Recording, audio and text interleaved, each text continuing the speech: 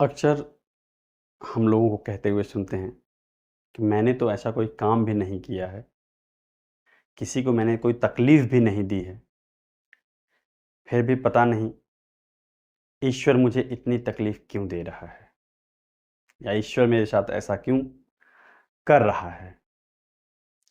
नमस्कार दोस्तों, आज की जो मेरी स्टोरी है, वो इसी टॉपिक को रिलेट करती है और अगर मेरी स्टोरी आप लोगों को अच्छी लगे, तो मेरे चैनल को सब्सक्राइब करिएगा, वीडियो को लाइक करिएगा और हाँ, अपने दोस्तों को फॉरवर्ड करना तो बिल्कुल भी मत भूलिएगा।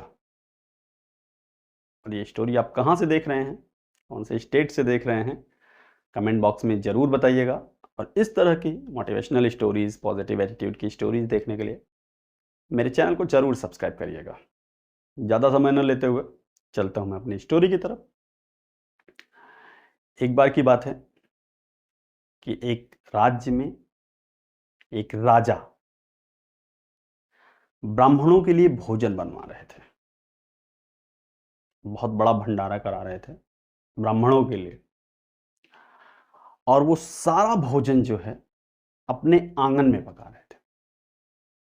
जो रसोइया था, खाना बनाने वाला उनके राज्य का, वो उन्हीं के आंगन में सारा भोजन पका रहा था और खाने वाले जो ब्राह्मण थे वो उसी आंगन में ही बैठ के खाते, ऐसी उचित व्यवस्था की गई थी।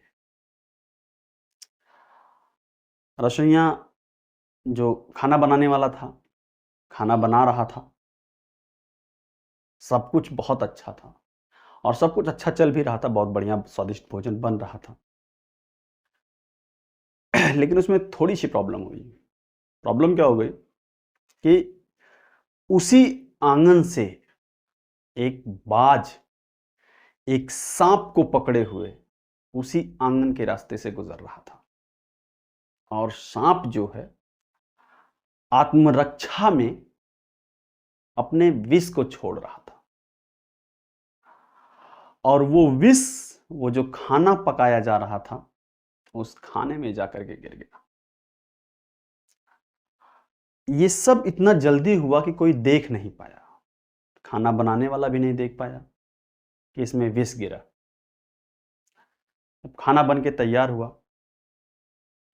और ब्राह्मण लोग बैठे खाना खाने के लिए, तो जितने ब्राह्मण खाना खाने के लिए बैठे थे, सबकी मृत्यु हो गई उस जहर की वजह से। अब समझ में नहीं आ रहा था कि उस खाने में जहर आया कहाँ से और राजा अपने आप को बहुत दोषी मान रहे थे, आत्मग्लानि कर रहे थे कि मैंने, बताओ, ब्राह्मणों के लिए भोजन बनवाया, मुझे तो ब्रह्म हत्या लगेगी, मुझे ब्रह्म हत्या लगेगी। राजा के मन में ऐसा ख्याल आया और राजा बहुत उदास थे क्योंकि समझ में नहीं आ रहा था कि क्या करें। रसोइया भी अपने आप में उदास कि मैंने तो कुछ नहीं किया, मेरा तो कोई दोष नहीं, फिर खाने में विष आया कहाँ से।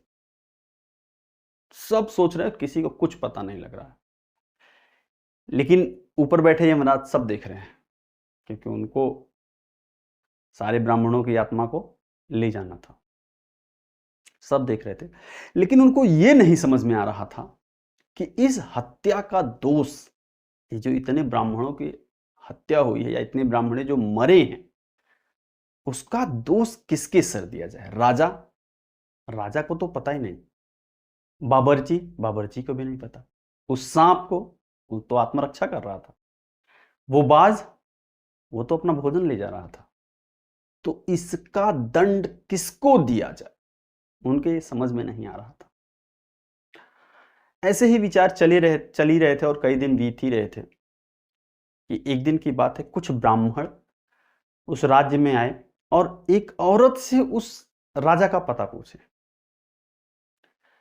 उस औरत ने राजा का पता बताया कि वहां राज्य है और वहां राजा रहते हैं, लेकिन राजा का पता बताने के बाद उसने कहा कि वहां मत जाइएगा क्योंकि राजा जो है ब्राह्मणों को भोजन खिलाने के बहाने उनकी हत्या कर देता है।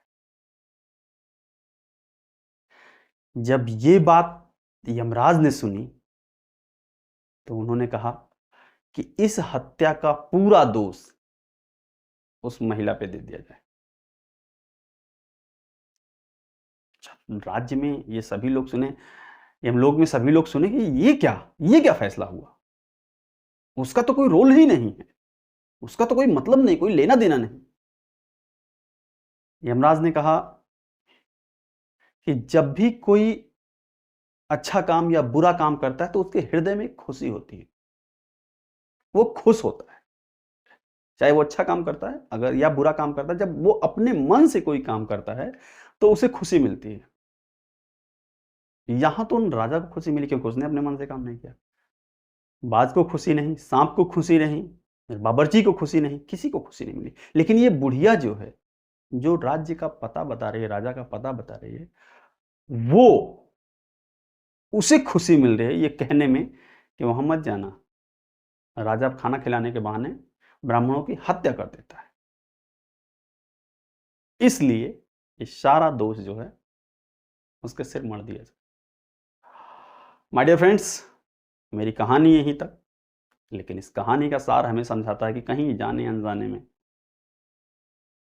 हम मजे लेने के चक्कर में कुछ ऐसा कर जाते हैं जिसका परिणाम वहां लिखा जा रहा है, नोट हो रहा है। इसलिए हमेशा सकारात्मक रहें, पॉजिटिव सोचें, पॉजिटिव करें। जो आप चाहते हैं, जो आपके हृदय में लालसा है, इच्छा है, वो मिल के रहेगा। मेरी ये कहानी यहीं तक। पॉजिटिव एटीट्यूड की नई स्टोरी में लेकर के मिलता हूं नई वीडियो में। तब तक के लिए thanks for watching and her her Mahadev.